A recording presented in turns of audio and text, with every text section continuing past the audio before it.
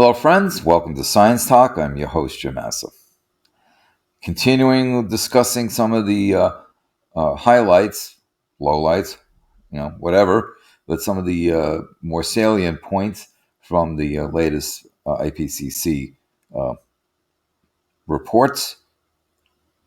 IPCC risk analysis shows safe limits have already been passed. Again, this is following in what the energy mix has been publishing. This comes from the March 2nd publishing date. Well, this is interesting that the IPCC is admitting that some safe limits have already been passed. Wow. It is a hot sun in a desert locale. Humankind is not just heading for a more dangerous future. For some people, the safe limits have already been passed, as the IPCC shows in its Climate Impact Adaptation Vulnerability Report. Global supplies of food became more precarious a few years ago when a planet's average temperature increased by 1°C. The risk of possible famine, however, is classed as moderate. Probably depends on the one's socioeconomic standing. But if the thermometer rises by 2.5°C, the risk to communities, regions, and whole nations becomes high as harvests fail, flocks perish. Food is inseparable from water supply. I just showed you, just discussed with you how half the world's people are at risk at water shortages. Well, you need water to grow food. So if you have a water shortage, you ain't going to have crops. Right now, 800 million people experience chronic water scarcity, but if the temperature goes up to 2°C, this figure reaches 3 billion. At 4°C, 4 billion will be in trouble. And that's a calculation factors in only the present population and only the effects of climate change. That calculation does not and cannot incorporate the other hazards that come along with the rising temperatures, the advance of tropical diseases, chance of displaced, impoverished, malnourished people on the move, climate refugees, the arrival of new crop pests, the risk of conflict fueled by drought or heat. Oh, right, wars over clean water. Not to mention the damage to natural ecosystem, which all human health and wealth ultimately depend on, as the insects that pollinate human crops or dispose of waste are reduced at ever higher temps. Human-driven climate change threatens the natural world. If the thermometer goes to 3.2°C, 49% of insects will lose half of their range, along with 44% of plants and 26% of vertebrates. What was not taken into account is potentially catastrophic impacts of climate extremes: floods, wildfire, droughts, windstorms, heat waves, etc., etc. Bad things that happen perhaps every 10 years or so in normal circumstances becomes 1.7 times more likely a temperature increase of 2°C, 2.7 times more likely by force, an increase of 4°C. At which point humans will probably be on the way up to extinction. The report makes clear that the poorest will once again be all too often the first victim. In other words, they get shafted.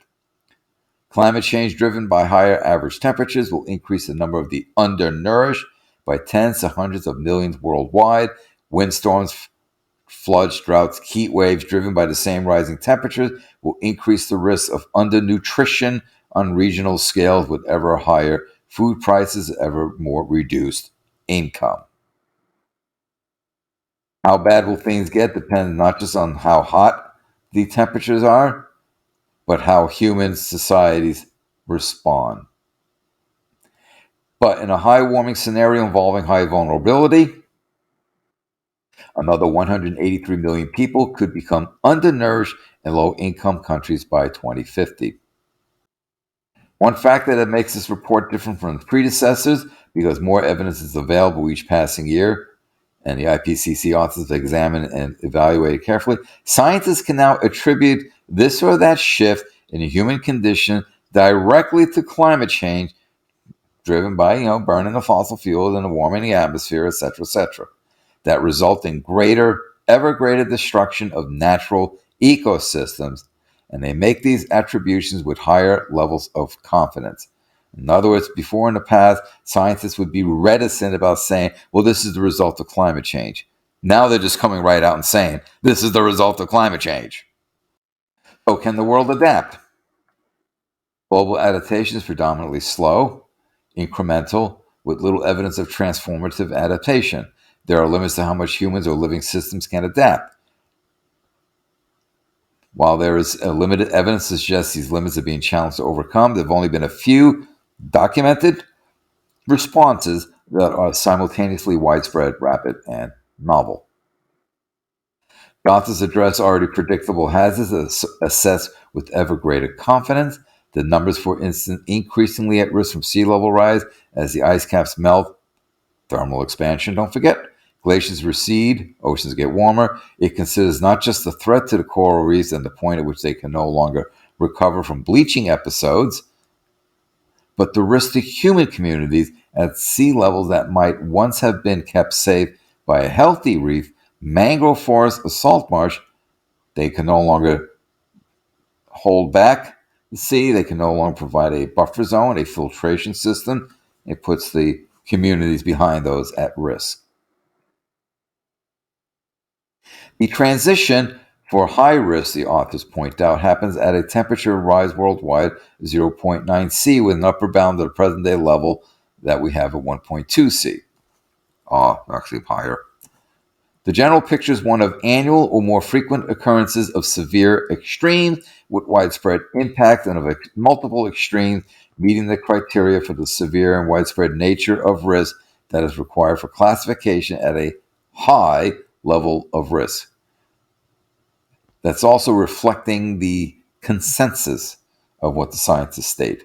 When you have a great majority of scientists examine a particular aspect, all state XYZ, and there's a general consensus that's a high percentage, then it says, oh, it's a high level of risk because of the scientists agreeing.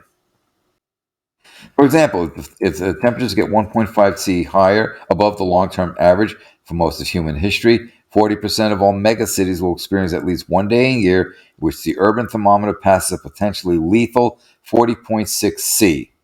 How many places recently have we been seeing temperatures at that or higher, especially in the southern hemisphere? At 2.7 C higher, the number reaches 65%, at 4 C around 80%. And there's high risk of concurrent heat extremes at different locations, with several cities hit by very disastrous heat waves at the same time, or you get one right after the other. Usually the authors stick with probabilities and they measure high, medium confidence rather than arriving at overall numbers of humans who could lose everything. One problem is methodological. Research teams have provided the raw material for this overview. There are more than 50 pages of citations for this one chapter on risk, started with different assumptions and used different methods. And it's not easy to be sure that gross estimates of potential victims can be derived by a simple addition or an average of estimates. Excuse me.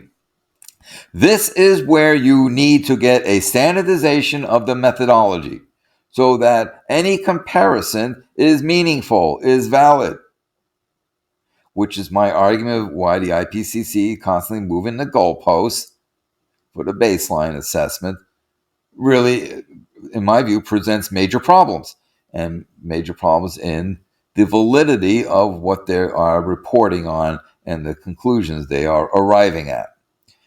So, methodology, get it standardized. This is how we do it. Have a discussion, knock it into place, but come up with an accepted methodology so that any analyses, any comparison will have statistical meaning. The other reason why we haven't gotten numbers is because so much depends on what we do as society. Yep. That's a quote from Rachel Warren, who is a professor of global change environmental biology at the UK's Tyndall Centre for Climate Change Research.